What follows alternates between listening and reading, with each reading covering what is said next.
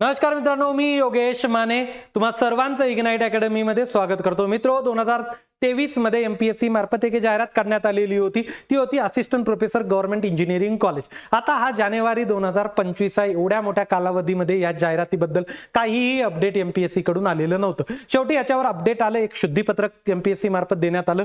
या शुद्धीपत्रकाचा नेमका हेतू काय, तर 2023 मध्ये जेव्हा ही जाहिरात आली होती तेव्हा मराठा कास्टला एससीबीसीचं रिझर्वेशन मिळालेलं नव्हतं, ते 2024 मध्ये रिझर्वेशन मिळालं।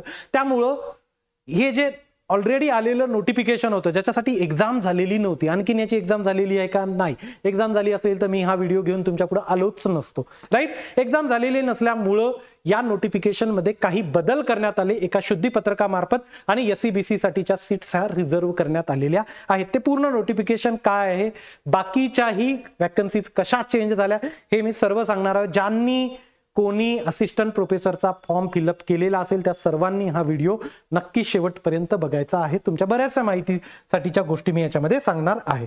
बघा, हे शुद्धीपत्रक आहे, कधी आलं तर 17 जानेवारीला आलं। मी लगेच हा व्हिडिओ घेऊन येणार होतो, पण काही गोष्टींसाठी मी थांबलो होतो। त्यापुढे मी तुम्हाला सांगतोय की कुठल्या गोष्टीसाठी आपण वेट करत होतो, ती आणखीन सुद्धा झालेली नाही। पण खूप उशीर झाला असला तर बाकीचे डॉक्युमेंट तुम्हाला लागतात, त्याची तयारी करणं हे तेवढ्या वेळामध्ये पॉसिबल झालं नसतं, म्हणून आज मी शेवटी हा व्हिडिओ तुमच्या पुढे घेऊनच आलेलो आहो।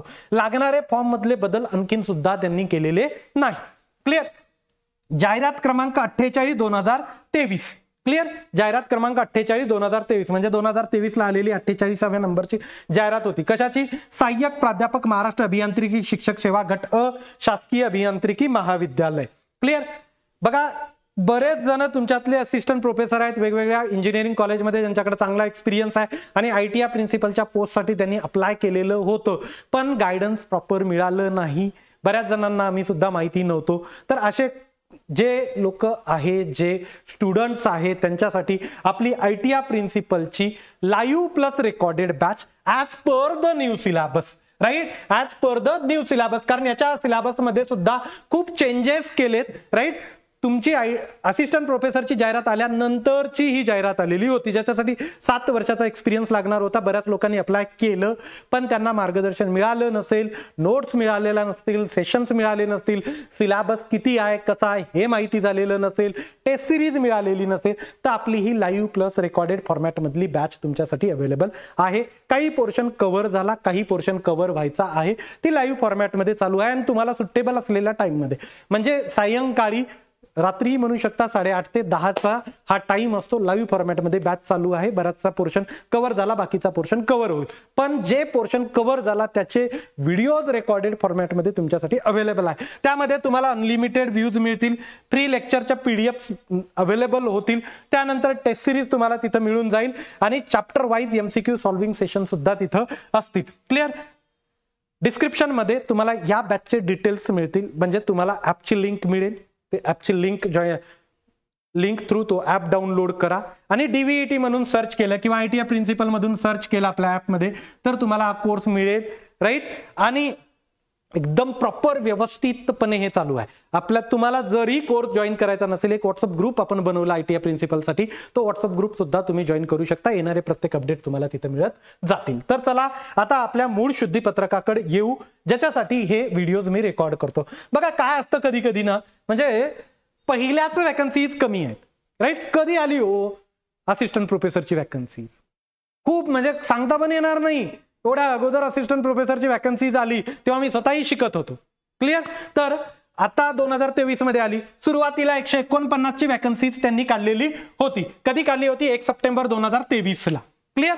त्यानंतर आता त्यांनी त्याच्यामध्ये मॉडिफिकेशन केले आणि पद कमी केले, 121 पद केले, 121 पद केली 14 वेगवेगळ्या ब्रांचेससाठी। मग ते सिव्हिल, मेकॅनिकल, इलेक्ट्रिकल, इलेक्ट्रॉनिक्स मध्ये सगळीकडे असो, 14 वेगवेगळ्या ब्रांचेस मध्ये त्यांनी 121 पद हे आता केलेत। पहिले किती होते? 149, म्हणजे कमी केल्या वॅकन्सी इन शॉर्ट। क्लिअर। जे लोक बाकीच्या याची तयारी करतात ना, पडू नका याच्या नादी, फार जास्त नका। किती वेळ द्यायचा ते आता तुम्ही ठरवून द्या की एवढा खरंच वेळ द्यायचा का। क्लिअर। सो 121 पदांची ही आहे।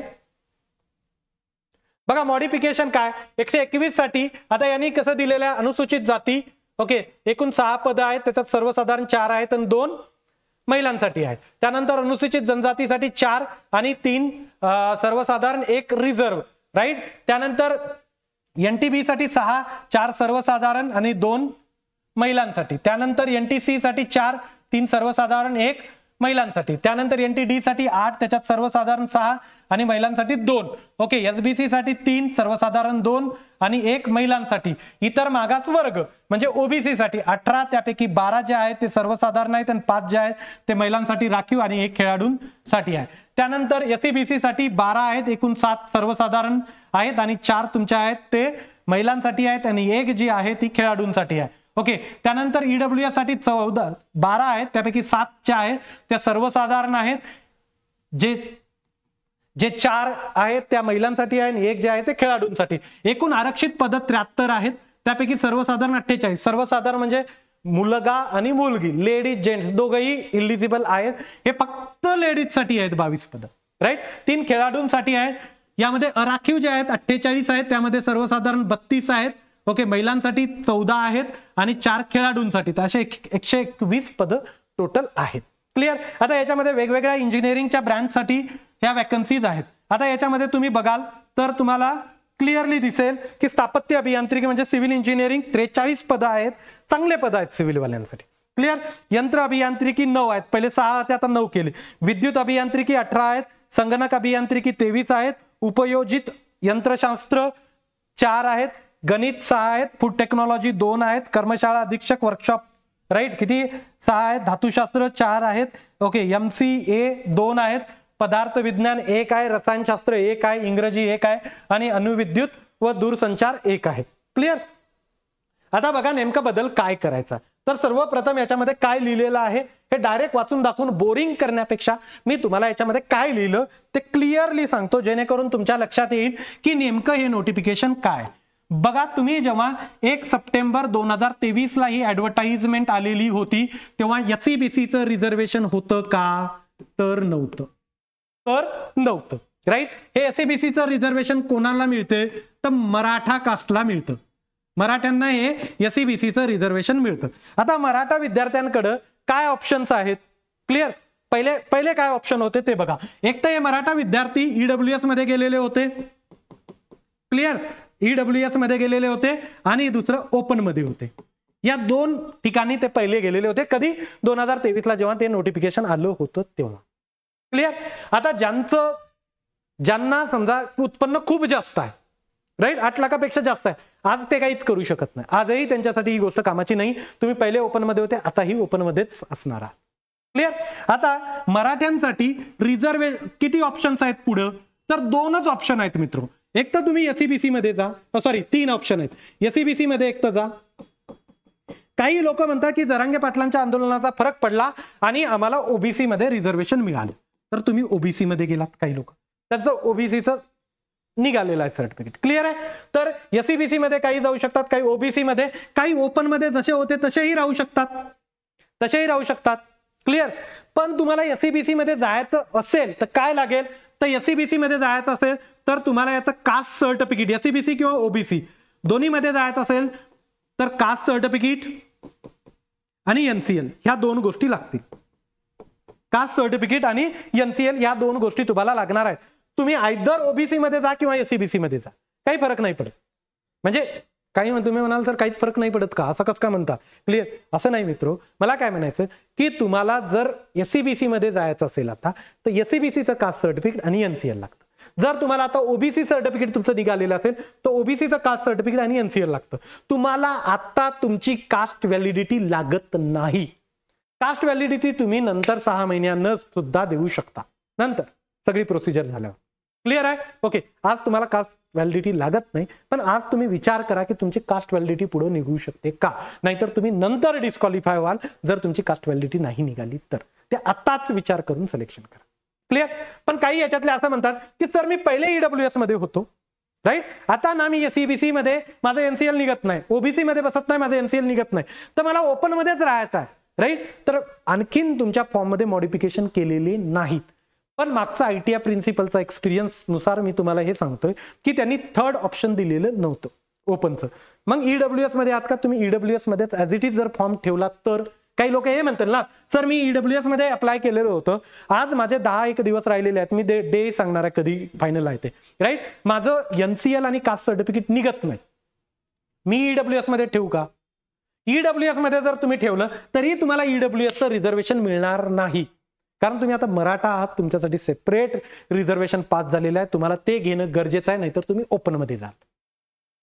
क्लिअर आहे? ओके. तुम्ही ईडब्ल्यूएस मध्ये फॉर्म भरलेला होता, मी पुढे याच व्हिडिओमध्ये बाकी गोष्टी, सध्याचं हे लक्षात घ्या की तुम्हाला हे चेंजेस करायचे. क्लिअर? आणि ज्यांना आता एसईबीसी मध्ये अप्लाय करायचं आहे, एसईबीसी मध्ये त्यांना अप्लाय करायचं आहे किंवा ओबीसी मध्ये अप्लाय करायचा, तर 2 गोष्टी लागतील, कास्ट सर्टिफिकेट आणि एनसीएल. कास्ट सर्टिफिकेट आणि एनसीएल मंडेला तुमच्याकडे हे नसेल तर मंडेला लगेच लागा कामाला, कारण याला वेळ लागतो, राईट. तेवढा कालावधी. मी हा व्हिडिओ आज का टाकतोय, घाईघाईमध्ये हा व्हिडिओ टाकतोय मी, का? कारण तुमच्यापर्यंत ही इन्फॉर्मेशन पोहोचावी आणि तुम्ही कामाला लागा सर्टिफिकेट वगैरेच्या. तर उद्या मंडे, आज संडेला मी हा व्हिडिओ रेकॉर्ड करतोय. क्लिअर? मी याच्यासाठी थांबलो होतो 17 तारखेला की बाबा फॉर्म मध्ये मॉडिफिकेशन आले तर त्याच व्हिडिओद्वारे सांगू. जेव्हा फॉर्म मध्ये मॉडिफिकेशन येतील ना, मी सेपरेट व्हिडिओ घेऊन येईल. पण तुम्ही उद्या तुमच्या प्रोसिजरला सुरुवात करा, कास्ट सर्टिफिकेट आणि एनसीएल काढायचे. क्लिअर आहे? ज्यांचं ओबीसी मध्ये होते ते ओबीसी मध्ये, आणि ज्यांचं एसईबीसी मध्ये होते त्यांचं एसईबीसी मध्ये. फक्त कास्ट सर्टिफिकेटवर काम भागत नाही, एनसीएल सुद्धा लागतं, आणि एनसीएल साठी तुमचं उत्पन्नाचं प्रमाणपत्र लागत असतं. क्लिअर आहे? त्यामुळे लगेच उद्या तुमच्या तहसीलला, सेतू कार्यालयाला, ज्यांना जिथं तुमचे काही कॉन्टॅक्ट्स वगैरे असतील, काही जे एजंट्स असतील तहसीलवाले, जे तिथं कामं करतात, त्यांनी काढून देण्यास मदत करतात, अशा लोकांनी काढून द्यायला, म्हणजे जुगाड लावून म्हणत नाही मी. ओके, तुम्हाला मदत लागेल का? वर्किंग आहात तुम्ही, राईट. गावाकडे फोन करा आणि त्यांना कामाला लावा की बाबा हे सर्टिफिकेट आहे, माझं फाईल करून टाक केस. क्लिअर? आता बघा की काय असतं की ही तुमची प्रोफाईल आहे, ही तुमची प्रोफाईल आहे. आणखीन हे चेंजेस आलेले नाहीत फॉर्मचे, मी ते तुम्हाला सांगेन. सगळ्यात पहिले हे समजून घ्या की कधीपासून कधीपर्यंत ही गोष्ट तुम्हाला करायची आहे. तर ही करायची आहे तुम्हाला 17 जानेवारीपासून 31 जानेवारीपर्यंत हे करणं अपेक्षित आहे. पण आज 17 जानेवारी होऊन गेली तरी फॉर्म मध्ये चेंजेस आलेले नाहीत. फीस लागत नाही चेंज करायला, फीस लागत नाही. क्लिअर आहे? ओके. ऑनलाईन पद्धतीने विहित परीक्षा शुल्क भरण्याकरिताचा अंतिम दिनांक. आता बघा, तुम्ही म्हणाल सर नवीन फॉर्म भरायचा आहे. नवीन फॉर्म त्यांनी भरायचा की ज्यांनी अगोदर, समजा तुम्ही मराठा कास्ट ही ओपन मध्ये होती पहिले, क्लिअर, किंवा ईडब्ल्यूएस मध्ये होती, आणि तुम्हाला तुमचं एज लिमिट 38 होतं, 38 होतं.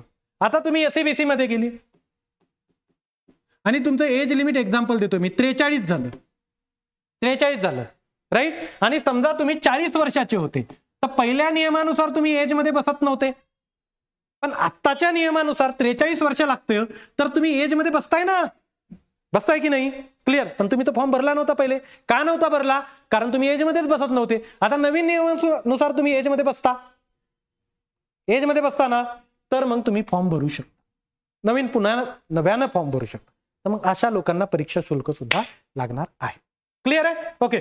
चलनाद्वारे परीक्षा शुल्क भरण्याचा अंतिम दिनांक, चलनाद्वारे भरू शकता, ऑनलाईन भरू शकता. क्लिअर. फॉर्म नवीन त्या लोकांना भरता येतात ज्यांनी ऑलरेडी एजमुळे भरता आले नव्हते. क्लिअर आहे? एजमुळे भरता आलेले नव्हते. बाकी काही फॉर्म जेव्हा ओपन अप होतील ना, तेव्हा मी काही आणखीन गोष्टी तुम्हाला सांगेन. सध्या झालं नाही, पण सध्या तुम्ही कशाच्या मागे लागा? तुमच्या कास्ट सर्टिफिकेट आणि एनसीएल काढण्याच्या मागे लागा. पुढं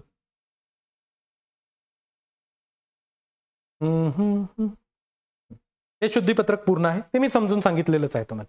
हे एका विद्यार्थ्याचं मी घेतलेलं आहे. क्लिअर. आता बघा, हे वेगवेगळे तुम्ही फॉर्म भरलेले असतात. त्यांनी इथं भरलेला आहे assistant professor in various subject, government engineering college Maharashtra, teacher service group A in directorate of technical education. Clear. याच्या खाली रेड मध्ये क्वेश्चन म्हणून येतं, रेड मध्ये क्वेश्चन म्हणून येईल, राईट. आणखीन आलेलं नाही, मंडेला मोस्टली येईल. क्लिअर. आता इकडे बघा, हे आयटीआय प्रिन्सिपलच्या वेळेस आलेलं, राईट. आयटीआय प्रिन्सिपल मध्ये ही मॉडिफिकेशन करायला आलेले ते असं रेड मध्ये येईल मॉडिफिकेशन करायला. क्लिअर. जसंही ते रेड मध्ये आलं, त्याला तुम्ही क्लिक केलं ना, तर तुम्हाला इथं विचारलं do you belong to SEBC OBC, right. इथं नंबर टाकायचा राहतो तुम्हाला. 1 असेल एसईबीसी साठी 1 दाबा आणि 2 दाबा ओबीसी साठी. लिहा इथं 1 एसईबीसी असेल तर, right. Enter caste certificate number इथं टाका, राईट. त्यानंतर एंटर इश्यू डिस्ट्रिक्ट टाका, त्यानंतर एंटर इश्यू डेट, राईट. कधी इश्यू केलं त्याची डेट टाका. हे आयटीआय प्रिन्सिपलला आलं होतं, राईट. तुमच्या वेळेस वेगळं काय आलं तर मी घेऊन येईल. सध्याच्या माहितीसाठी तुम्हाला काय काय लागतं ते सांगतो. क्लिअर? हे डिक्लेरेशन आहे. ओके, त्यानंतर do you have NCL certificate, yes किंवा नो करा. राईट, येसच करावं लागेल तरच तुम्हाला रिझर्वेशनचं मिळेल. त्यानंतर एंटर एनसीएल, नंबर टाकायचा, एनसीएल सर्टिफिकेट इश्यू डेट, झालं. एवढं तुम्हाला डिटेल्स त्याच्यामध्ये द्यावे लागतात. क्लिअर आहे? ओके, त्यामुळे तुम्ही सध्या आता तुमचं कास्ट सर्टिफिकेट काढून घ्या, तुमचं एनसीएल काढून घ्या. क्लिअर? दोन्ही गोष्टींचं तुम्ही काम कंप्लीट करून घ्या. हे बाकीच्या नोटिफिकेशन हे सध्याचं याच्या खाली काही आलेलं नाही आहे, जे असिस्टंट प्रोफेसरसाठीचं आहे. जेव्हा येईल तेव्हा मी आणखीन त्याच्यात काही बदल आहेत का एक व्हिडिओ मी नक्की घेऊन येईलच 1-2 दिवसामध्ये. राईट, हे आल्यानंतर सध्या तुम्ही तुमच्या सर्टिफिकेट वगैरेच्या नादी लागून जा. क्लिअर? हां, चलो आता झालं बस. बाकीच्या गोष्टी, बाकी नियम तुमच्या मूळ जाहिरातीनुसारच राहील, एज लिमिट वगैरे सर्व काही. राईट, झालं. हेच होतं ते अप्लाय कसं करायचं, काय करायचं ते मी जेव्हा येईल तेव्हाही सांगतो. बाकी पुढं तुम्ही ITI प्रिन्सिपलचं तुम्हाला रेफरन्ससाठी एक्सप्लेन केलेलंच आहे. क्लिअर? ज्या विद्यार्थ्यांना आजही इच्छा आहे, ओके, इथं वॅकन्सीचा थोडासा तुटवडा आहे. कसा तुटवडा आहे बघा, तुम्ही सीट मॅट्रिक्स जर बघितलं तर सीट मॅट्रिक्स मध्ये लगेच लक्षात येऊन जाईल आपल्याला 121. आता सिव्हिल वाल्यांसाठी चांगल्या 43 जागा आहेत, मेकॅनिकल वाल्यांसाठी 9 जागा आहेत. क्लिअर? विद्युतसाठी 18 आहे, संगणकसाठी 23 आहेत. क्लिअर? त्यानंतर प्रोडक्शनसाठी 4, गणितसाठी 5, 6 अशा वॅकन्सीज आहेत प्रत्येक ब्रँचला. एक सिव्हिल सोडली आणि त्यानंतर इलेक्ट्रिकल आणि कम्प्युटर सोडली तर बाकी सगळ्यांसाठी वॅकन्सी. इलेक्ट्रिकल कम्प्युटरसाठी सुद्धा खूप जास्त अशा नाही आहे. क्लिअर? त्यामुळे खूप सर्व काही सोडून याच्या मागे लागून नका. ITI प्रिन्सिपलच्या 123 जागा आहेत, irrespective of your branch. Clear? तुम्ही सिव्हिलचे असाल, मेकॅनिकलचे असाल, सर्व असाल तर तुमचा जो ऑलरेडी करतायत फोकस तिकडे आहे, तिकडंच ठेवा. फॉर्म मध्ये मॉडिफिकेशन या करून घ्या. क्लिअर आहे? ओके, आणि ज्यांना फॉर्म भरलेले आहेत ITI प्रिन्सिपलचे त्यांनाही अशी ॲडवाईस असेल की तुमचा सिव्हिल वाले BMC वगैरे बाकीच्या या गोष्टींवर फोकस करू शकता, पण सिव्हिल व्यतिरिक्त बाकी इंजिनिअरिंग ट्रेडचे विद्यार्थी जे आहेत ITI प्रिन्सिपलला पहिला प्रिफरन्स देण्याचा प्रयत्न करा. तुम्ही स्वतः विचार करायच्यावर. राईट? आणि दुसरा प्रिफरन्स असिस्टंट प्रोफेसरला. क्लिअर? मी इथं थांबतो. Thank you so much guys for listening. Thank you so much.